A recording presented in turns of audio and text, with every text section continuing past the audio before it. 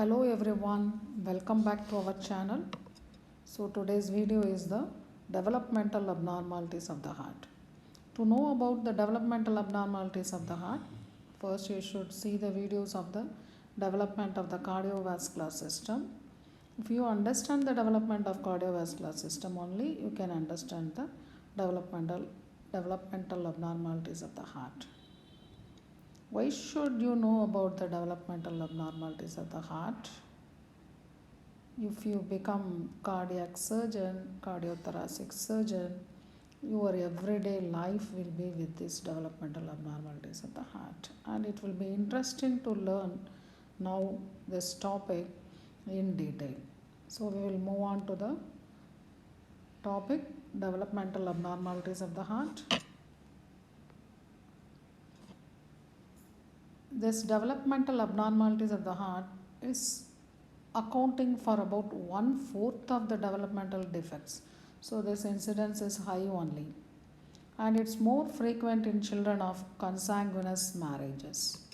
I hope you should know the consanguineous marriages. It's the marriages between the relatives. There are many degree of consanguineous marriages. In this congenital abnormalities of the heart is common. So we will see under the following heading. This is the anatomical classification of the abnormalities of the heart. When I start here, you will be learning this abnormalities of the heart or cardiac diseases in all the years, second year, third year. So this topic will be changing its that understanding when you move on to the next years. So pathology of the cardiac diseases. Then in the medicine, in the final year, you will know the cardiac diseases, what is its understanding, how to know the cardiac murmurs in each disease, you will learn. Even you will be given cardiac cases in the final year, so that you will be asked to evaluate the cardiac disease in the children or in the adults. So that's a way to learn this abnormalities of the heart in many ways. So but in this topic we will see only how this developmental abnormalities of the heart occur. So to start with, defects in position of heart. So do you know the normal position of heart? You should have learned the normal position of the heart in the region of thorax, so that you know the apex is formed by the left ventricle and it's in the left fifth intercostal space. So that is the normal position of the heart. So there are some defects in the position of the heart due to the developmental abnormalities. Dextrocardia. So this is defect in the position of the heart. It's just like mirror image of the heart. Otherwise, the apex is on the apex beat of the heart is on the right fifth intercostal space. So that is dextrocardia. So all the chambers are reversed. So here, this is the normal X-ray of the chest PA view. In our channel, we have the radiological anatomy series also. In that we have covered in detail how to read the normal chest X-ray radiology PA view. Go through that videos. So now for this topic, we will limit to the cardiac borders. So this is the left cardiac border and this is the right cardiac border. So this is the right cardiac border and this is the apex to the left of the fifth intercostal space. So now you can see the dextrocardia, heart is more towards the right, apex beat is on the right side. So this is the dextrocardia, just like mirror image of the heart. So now start thinking how this happens or happening. Dextrocardia, defect in position of heart, why? So now you should think in the development of the heart. What is the cause of this reverse in the position of the heart? Have you thought? why this dextrocardia occurs? Yes, in the beginning of the development of the cardiovascular system, you should have learnt the cardiac looping, and the cardiac loop occurs to the left. So in this dextrocardia, cardiac looping or the heart tube, primitive heart tube folds to the right instead to the left. So that is the dextrocardia. Then in this dextrocardia may be associated with all the reverse disposition of all the viscera in the abdomen also. So we have told this dextrocardia is due to the heart tube folding to the right instead to the left. Same like this in the development of the stomach, midgut, we will be dealing the rotations to the left. So if it reverse occurs, then that is called total change in the viscera position. What are the left organs are in the right organs are in the left. That is called situs inversus visceram. So that is inversed position of the viscera. The cause may be recent research in mice suggests that it is caused by the absence of a single protein due to particular mutation on chromosome 12, which is critical for the regulation of all these rotations and positions of the viscera. So that is dextrocardia and situs inversus visceram. So now this is the CT image. So in the CBME curriculum, not only you should know the normal anatomy, you should know the surface anatomy, radiological anatomy also. So start learning or create interest in the radiological anatomy when you read the simultaneous organs. So this is the CT image, you can appreciate. This is the situs inversus visceram, how we are telling. So this is the right side. So right side heart is mainly more towards the right we have seen.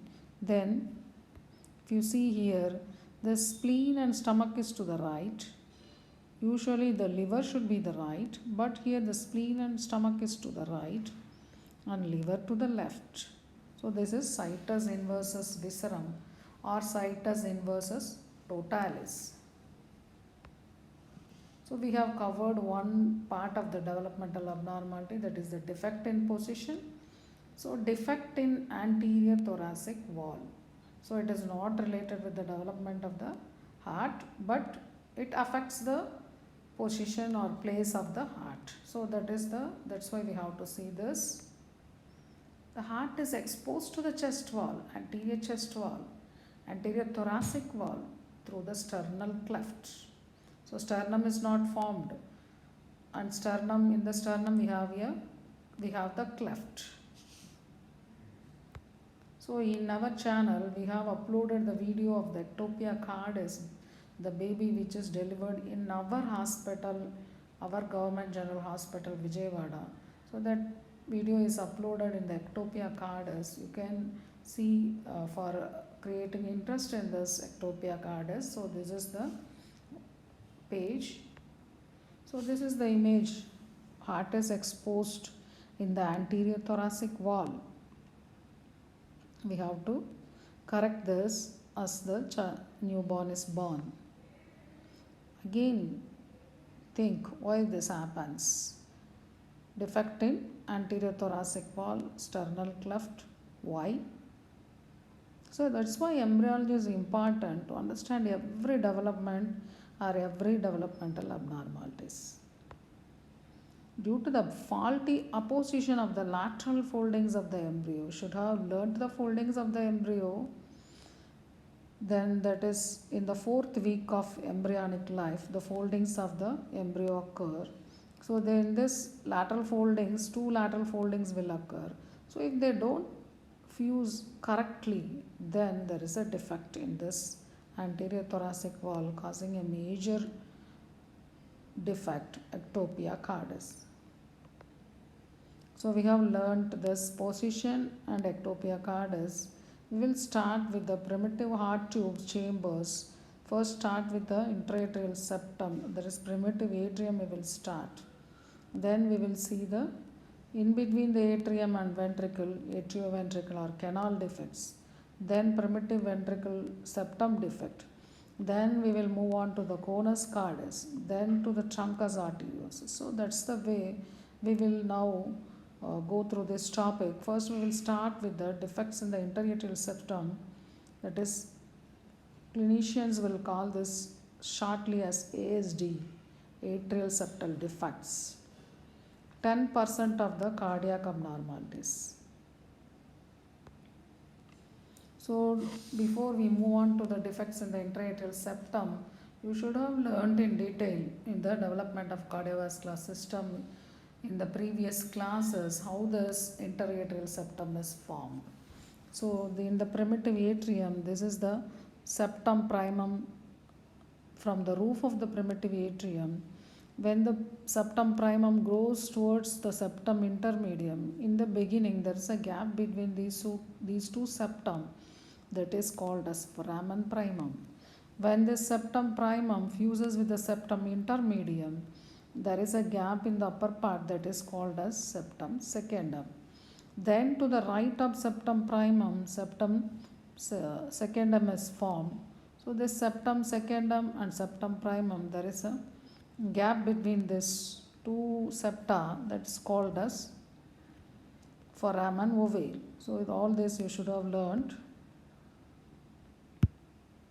So this is the foramen ovale, this is foramen secundum, this is foramen primum, this is septum primum, this is septum secundum, and this is the foramen ovale, and this is the sinoatrial orifice. So this you should have learnt in detail in the previous classes. Now we will start with the defects in the interatrial septum.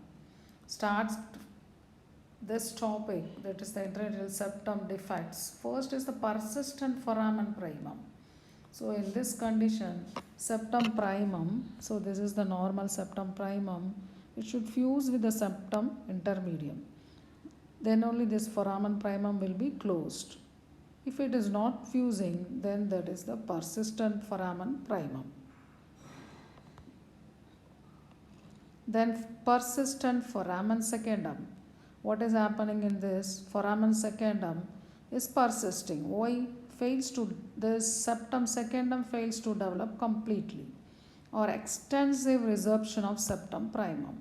So this is the septum secundum.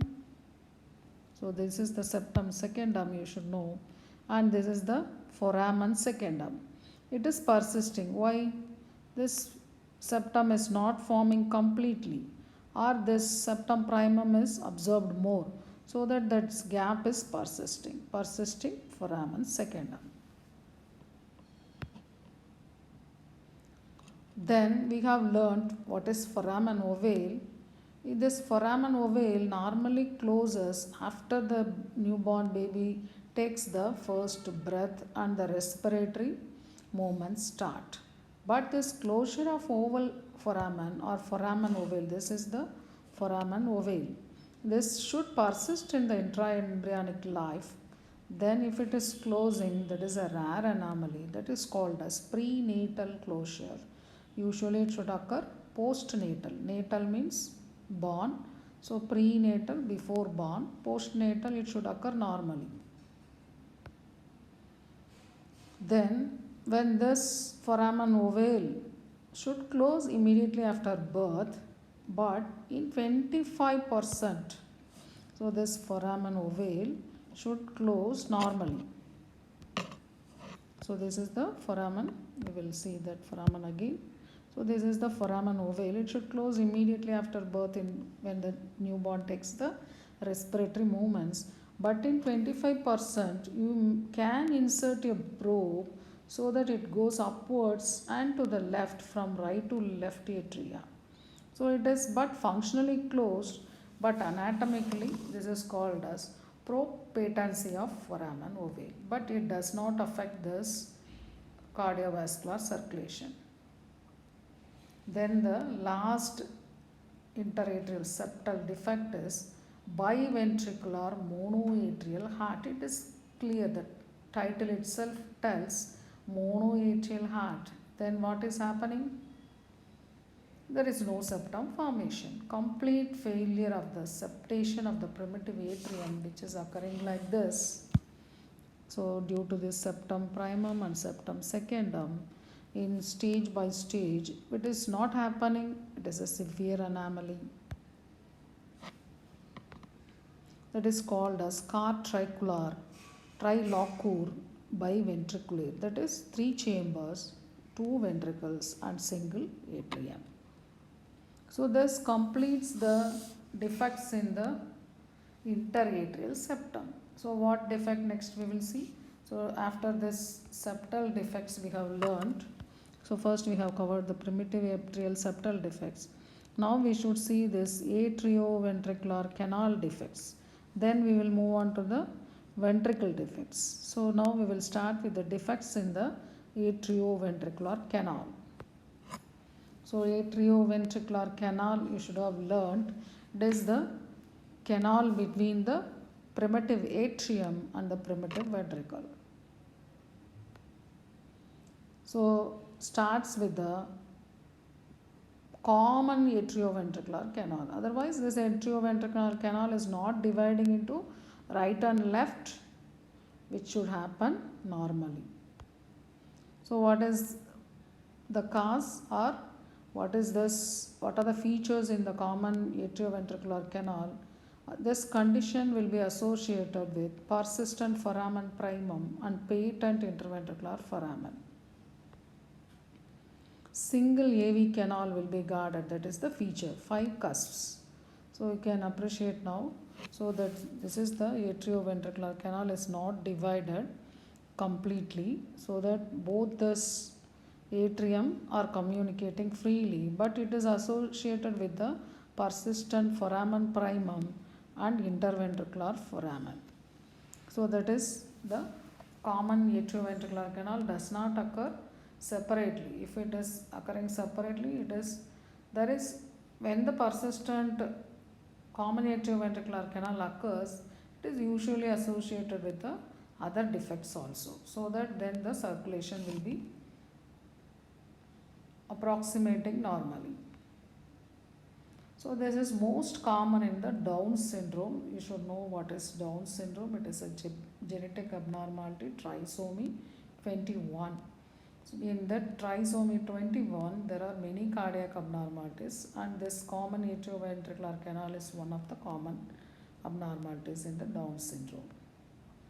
Tricuspid atresia, so fused tricuspid valve, and it is usually associated with the patent foramen ovale.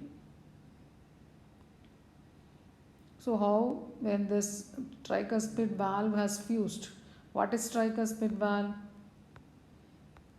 What is tricuspid valve is this valve between the right atrium and the right ventricle. It is fused. So that is tricuspid atresia. Then how can blood reach this? Then there will be persistent foramen ovale.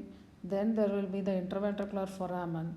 But this will lead to the hypertrophy of the left ventricle and usually rudimentary right ventricle. So if you see one cardiac defect occurs, normally it is again trying to compensate in its own way in the development along with the other developmental abnormalities.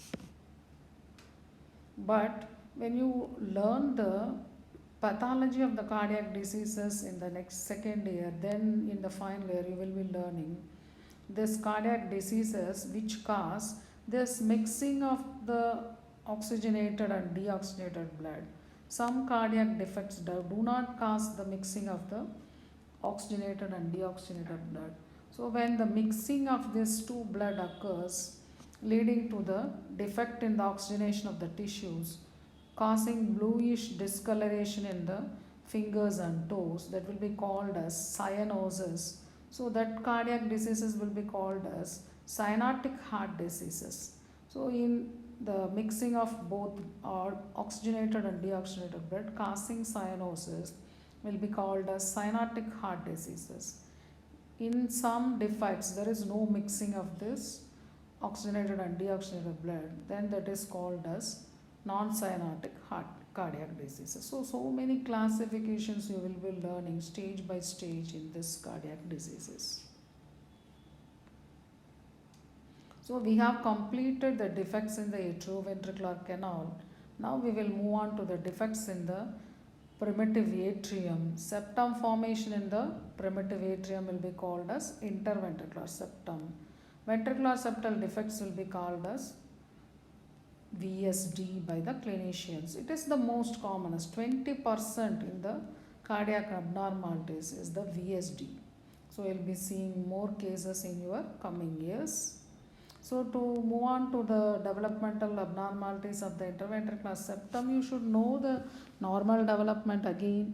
So interventricular septum contributed by, one is this development of the primitive ventricular septum from the floor of the primitive ventricle, and another part contributed this red color from the septum intermedium, and this is the proximal bulbar septum which develops in the bulbus cordis. So all these three parts, this is contributing to the muscular part of the interventricular septum, and this is causing the membranous part of the interventricular septum. So this composite development of the interventricular septum leads to the defects or the congenital defects more. That is why we are seeing 20% of the VSD cases in the total cardiac abnormalities. So first defect is persistent interventricular foramen. So this, how it occurs? Membranous part of the interventricular septum is not formed. So it may appear alone or associated with the other cardiac defects. Then biatrial monoventricular heart. So just like that we have learned monoatrial biventricular heart, here biatrial monoventricular heart. Complete absence of the interventricular septum due to the first beginning muscular part of interventricular septum is not formed. So you can understand then this muscular part of the interventricular septum is the stimulating part in the remaining septum formation. So this now it will be called as car trilocure, otherwise three chambers of the heart. So we have completed the defects in the primitive ventricle and the septum formation defects. Now the next part of this primitive heart tube is the bulbus cordis and truncus arteriosus. What are all the defects we will learn. So this is the interesting Fallott's tetralogy. This is the interesting cardiac abnormality for the clinicians. 4 card. Tetralogy means 4 and it is named after Fallow. What are the defect? What are the defect you can see? Ventricular septal defect and the stenosis and hypertrophy of the right ventricle and the overriding aorta. So this is ventricular septal defect, you can appreciate 1. 2 is pulmonary stenosis. 3 is hypertrophy of the right ventricle. And 4th is the overriding aorta. So why this occurs? You should know the distal bulbar septum. So that is proximal bulbar septum contributes to the ventricular septum. This distal bulbar septum causes the division of the aortic orifice and the pulmonary orifice. So that is abnormality in the distal bulbar septum formation causes this starting of the Fallott's tetralogy. So what is the defect? Primary defect is lying in this pulmonary stenosis due to the unequal division of the conus cordis.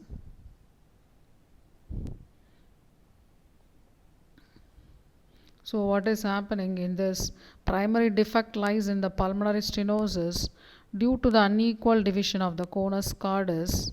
So bulbar septum fails to fuse with the interventricular septum. So this leads to the interventricular foramen, that is the VSD. So primary defect is pulmonary stenosis that is causing the VSD. So that leads to the hypertrophy of the right ventricle aorta is overriding this interventricular foramen. So that is Fallett's tetralogy. This is the cyanotic cardiac disease. So when this cyanotic Fallett's tetralogy is associated with also ASD, that is atrial septal defect, it is Fallett's pentalogy. Pulmonary stenosis associated with hypertrophy of right ventricle and ASD only. That is, so now there is no VSD, then it is called as triology. So these are the modifications of the pulmonary Fallett's tetralogy. Next is the Eisenmenger's complex. Again, this is the defect in the pulbus cordis. So this combination of pulmonary hypertension. So pulmonary stenosis is different, pulmonary hypertension is different. So here the orifice is normal, but there is a hypoplasia of the pulmonary capillary plexus. So that causes the dilatation of the pulmonary trunk, leading to the hypertrophy of the right ventricle. Then what is Eisenmenger's syndrome?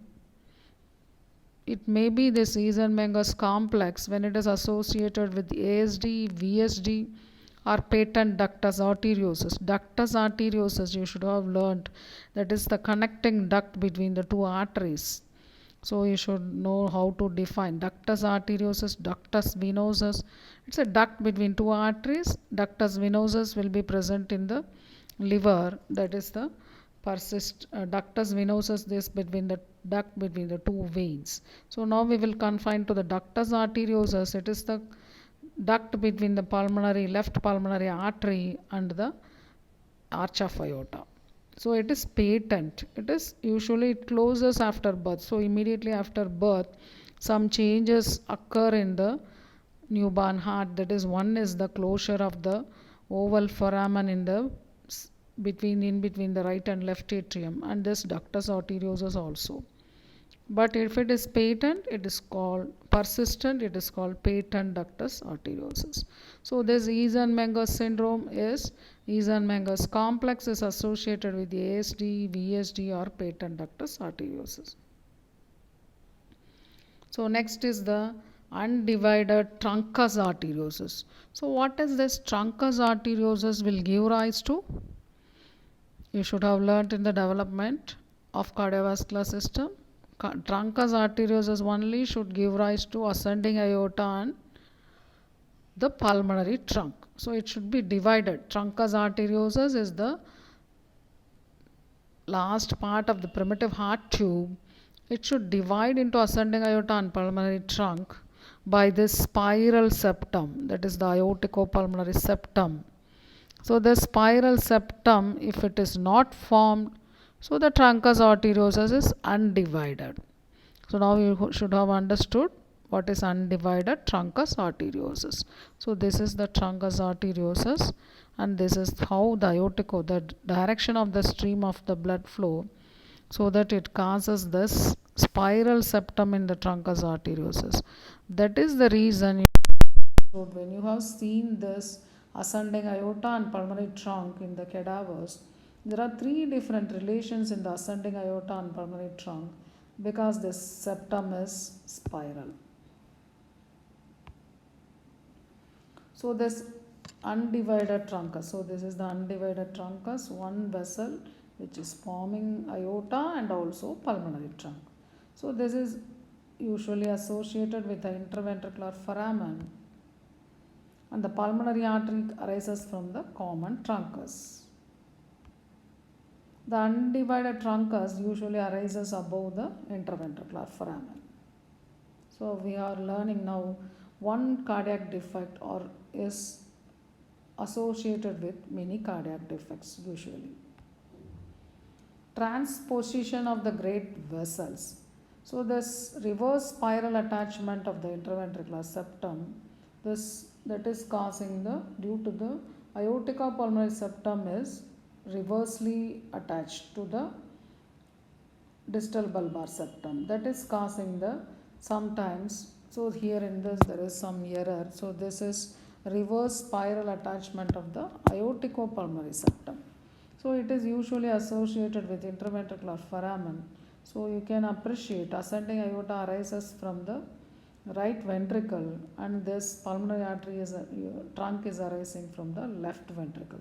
So two great vessels are now reversed in position. So again this is called as Tarsing-Bing syndrome when it is associated with patent interventricular foramen. And this transposition of the great vessels is again, its incidence is 10% of the total congenital abnormalities of the heart. Then valvular stenosis of pulmonary orifice or aortic orifice, that is again 10%. You should have learned this pulmonary cusp, how they are formed. So this is the again distal bulbar septum we have learned. In this some stenosis is occurring, then that is the valvular stenosis of aortic or pulmonary orifice. So that is usually associated with a patent, this pulmonary stenosis is usually associated with the patent foramen ovale and associated with patent ductus arteriosus. Semilunar aortic cusps are fused, causing the aortic atresia of the orifice. So that leads usually to the underdeveloped left atria and left ventricle associated with the patent ductus arteriosus. So we have completed this part of the truncus arteriosus defects also. So last is the rare abnormalities of the heart. Still now we have seen developmental abnormalities of the heart which are very common, like VSD is 20%, ASD is 10%, Fallows is again 10%, like that. But some rare abnormalities of the heart also can occur, which we will see now. Acardia. Acardia means, A means usually absence. Absent heart. Only still now 155 cases have been recorded, mostly in the monochorionic twins. You should have learnt the types of the twinning in the twinning chapter. So you should have known now what is monochorionic twins. So this acardia is mostly common in the monochorionic twins. Termination of pulmonary veins in the right atrium. So usually pulmonary veins open into the left atrium. If this pulmonary veins open into the right atrium, then that is called as termination of pulmonary veins in the right atrium. Abnormal origin of left coronary artery from the pulmonary trunk. Usually coronary arteries arise from the ascending aorta. Then if it is arising instead from the ascending aorta from the pulmonary trunk, then this is abnormal origin of left coronary artery from the pulmonary trunk. So these are all the rare abnormalities of the heart. So to summarize the abnormalities of the heart, you should know the development of the primitive heart tube, which has 4 chambers: sinus venosus, primitive atrium, primitive ventricle, and truncus arteriosus in the last part. If you know how it is divided into, each chamber is formed, if you know the development of each chamber, then you can understand the development of the cardiovascular abnormalities. So to learn the development of the cardiovascular development in detail is necessary. So that completes the developmental abnormalities of the heart. In our channel we have the systemic embryology. Development of the cardiovascular system is covered in 3 videos. You can go through these 3 videos before you start with the developmental abnormalities of the heart. Those who have not subscribed to the channel, do subscribe now. Keep watching the videos. Thank you. With the next topic in the systemic embryology, we will see in the next video.